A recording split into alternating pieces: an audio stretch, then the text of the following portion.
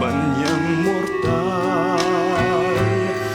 Kapag dalampasig ay nahagkan, ang kastilyo ay nabubuwan. Kaya't bago natin bigkasin ang pagsintang sumpa sa minumutya, sa diwa't gawa, isipin natin kung pag-ibig ay wagas.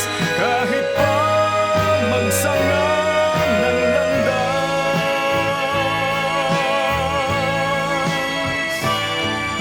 minsan dalawang puso'y nagsundan, pag-ibig na walang hanggan.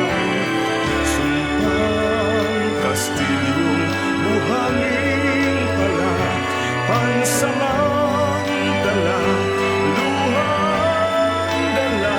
Yan ang pag-ibig na nangyari sa atin.